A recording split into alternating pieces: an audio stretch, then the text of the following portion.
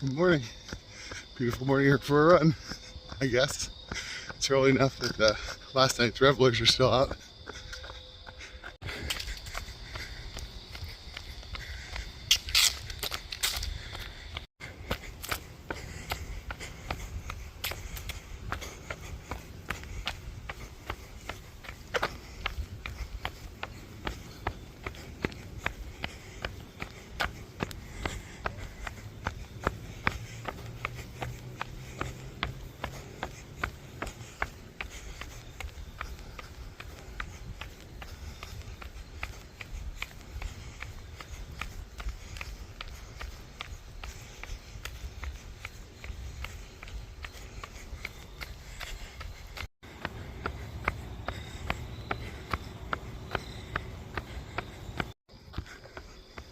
So I have two students that are pretty serious runners, right?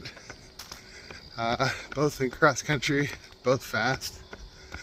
One of them came in second last Tuesday. So great job, amazing. The other one's dealing with shin issues, right?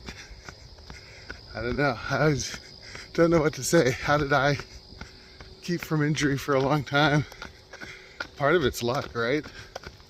Part of it's also I trust the PT exercises. I had a plantar fasciitis thing, and I can run half marathons and it never flare up again, right? But we'll see, right? But PT exercises, of course, lifting weights, goblet squats, leg press machine, deadlifts, all these things build up the muscles and the bones in the lower body. So I firmly believe in them as well as just part of running, not even cross training. There's something you do when you want to run hard and fast. Now, unlike me, they run fast. But I try hard things. I'm just not very fast. I don't really have the runner's build, but man, I love being out here. Guess it makes sense. I get out here in the 3 o'clock hour. Haven't seen any other runners.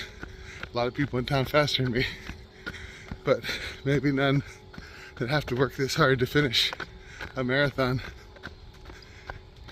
But I know there's some people out there, ultra runners, out there on the trails, getting ready for the Tussey Mountain Back, and for a faster runner, that's probably an equivalent type run, right? Preparing for that 50K, right? Maybe a 50 miler.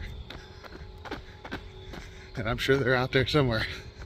It's just not running the roads because they're not training for a road race. They got their headlamps out. I brought my little hand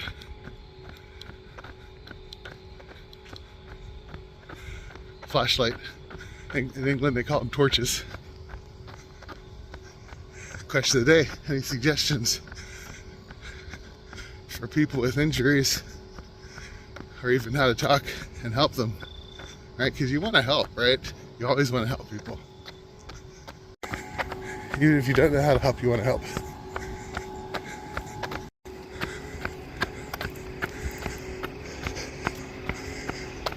Sometimes it feels like even a small uphill is a lot, but I did wake up this early, put myself out here, getting it in.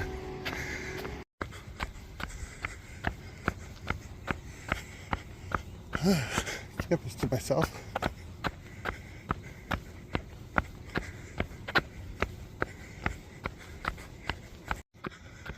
So I mentioned earlier in the week, my resting heart rate a little higher than normal. It was this morning too. So 61. I usually run around 56. I don't know. May have been eating a little bit badly. Not too bad, but like yesterday I had an Impossible burger, right? I usually don't eat things that fatty. Yeah, it is what it is though, right? get some nutrients in when you need them to fuel your running. I don't know, I guess people used to say marathoning was good for your health, but yeah, I know the truth, right? There's a cost to marathoning. It's not like running half marathons even, 10Ks, 5Ks, which are clearly healthful activities. Yeah, you can get the best health out of running by running your local 5K calendar around the year, and working on trying to improve your time, getting to the gym, lifting some weights, maybe do some bicycling or swimming, play some pickleball, tennis, disc golf, other things. The running aspect of it, think about it, boxers always used running. That's why the Rocky movies have like jogging as part of it, because you need to have a base level of aerobic fitness for any activity, then layering onto it more high intensity cardio work onto the aerobic fitness, like jump roping, but still at base level aerobic fitness, you can get running 3 miles. That's more than enough for health. But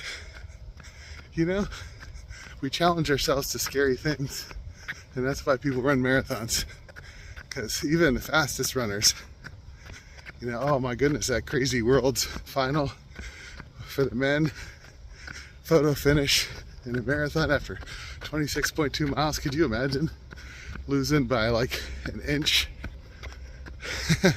That's got to be crushing, right? Yeah, but still, even those runners, there's no guarantee. I think a quarter professional runners in the world marathon, right, for the gold representing your country, a quarter of them dropped out because of the heat on that day. They got the hotter part of the week. The week in Japan's cooled down. It's down into the 70s.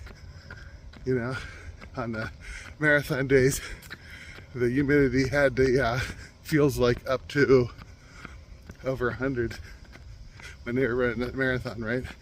Marathon's never guaranteed. It's 26 miles. 26 miles is driving distance. It takes a bit to drive 26 miles too, if you think about it. Think about how far you would get if you went 26 miles from your house today. Pretty far.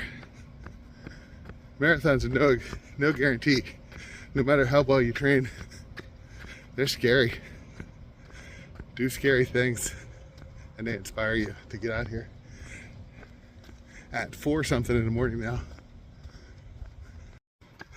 If everything you knew about life came from tech, from marketing, from big business, you would think the easiest life is the best life.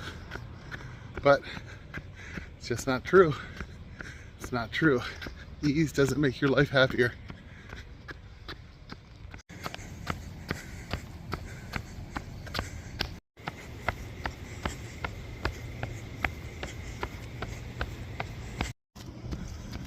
More than miles today, I think time and feet is a good thing to aim for. Of course, starting off so early, a bit tired, right? I only got like 5 hours of sleep. Somebody left the lights on, so I woke up at midnight. So even from 10 to 3, my sleeping hours last night, which weren't good, I woke up in the middle of them, right? So, it is what it is. But I would like to get ideally 5 hours on my feet today, getting myself used to the time. Walking, running doesn't matter. It's about knowing I'm going to be out there for a period of time, and I can after this it'll be little speed work sessions and shorter runs as I start to taper.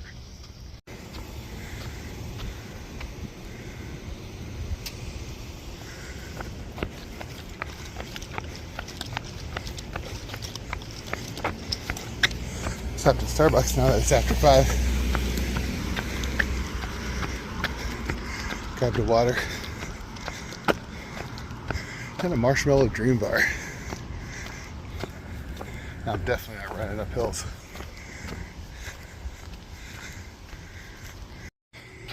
Pro runner trip.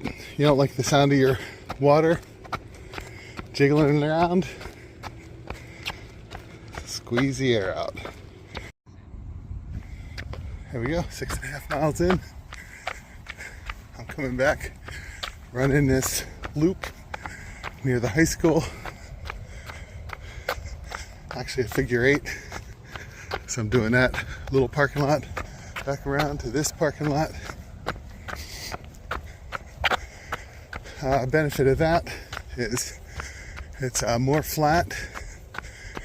When you run a loop, you get to know where there's any dangers like potholes, and there's really none here, right?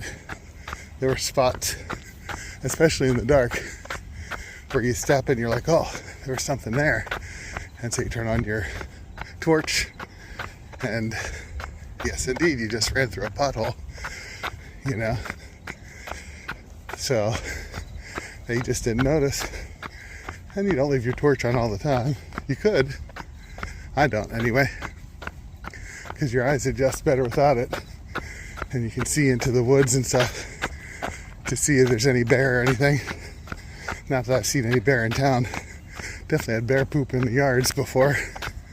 So they definitely come through town. So, you know, I don't want to wake up a bear or anything. So it's nice to let your eyes adjust to the dark and see in the dark. But if you can do a loop, if you can have the mental fortitude to do that for a bit, at least some of the miles, that takes away some of that risk, right? Especially a twist in the ankle, which would be terrible, right? Be a terrible thing with less than a month to go. You know, because after this, taper time, right? Taper time. And that's where we put a little bit of speed, trust that we've already put on the aerobic endurance, right? We can handle the event because we've gone far enough. Take care of yourself and don't get sick, right? Since it's allergy season, that means wearing my mask whenever I'm outside doing stuff. Even on the run, I've had my mask up for at least half of this. I guess another thing, good thing about the loop is you know if there's any trees you're allergic to right here, whether your nose starts running, and then you can actually run with the mask off a little bit longer. Know the purpose of your runs. It's another way I stay injury-free. Long runs, especially in marathon training, are way below your marathon pace. They can include walking. They're about time on feet, building that capacity, right? And then on days when you're doing a speed run, maybe you're above the pace, you know, and then you have some runs where you're doing pace and that's a shorter run. And those things come together. So know the purpose of your run and don't turn everything into that moderately hard marathon pace for every run, and you lower your risk of injury. Also, know where your town's porta potties are. Each of these figure 8 loops is about 0.45 of a mile, which is nice. Of course, when the sun comes out, I'm sure people start coming here to park and probably have soccer stuff going on this time of year. Looks like the sun's not too far off either.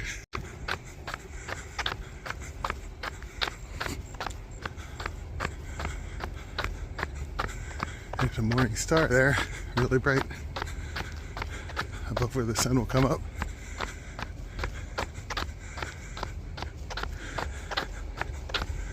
The angel of the Lord declared to Mary that she conceived of the Holy Ghost. There we go, I've run the sun out. Well, if you haven't run a marathon in your life, There's one good reason too. You can do it. All right? If God's given you the legs to run, no matter what other challenge you have, you can train for a marathon and know that you've done that, right? The other distances don't quite have that same feeling, but they probably should. If you can run a 5K, you know, that's pretty impressive. But so much of our lives we spend thinking we can't do things, but you can do hard things and you can prove it to yourself. You're more than just your work. You're more than what you do. You can do hard things. Time to head up and switch out my shoes. Dean Karnassus calls it a runabout, where you just plan on getting out for 6-8 hours. Of course, he is an ultra runner. I plan on getting out for 5 hours. But yeah, it's not about the distance. It's about the time you go. And he says it's a great confidence booster for your race. That makes sense, right? Makes sense.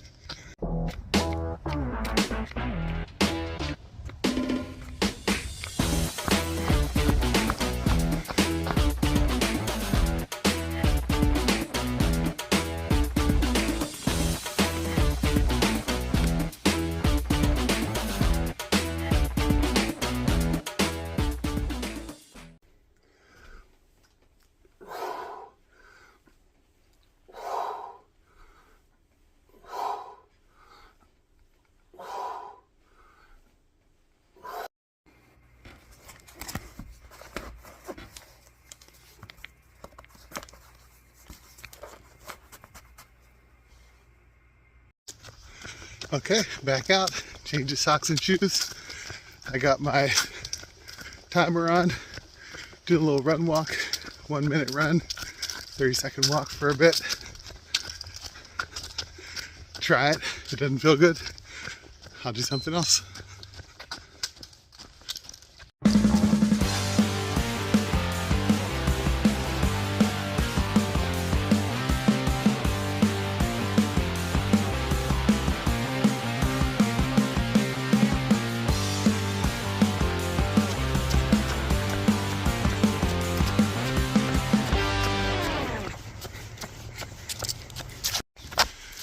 Holy moly, is this beautiful.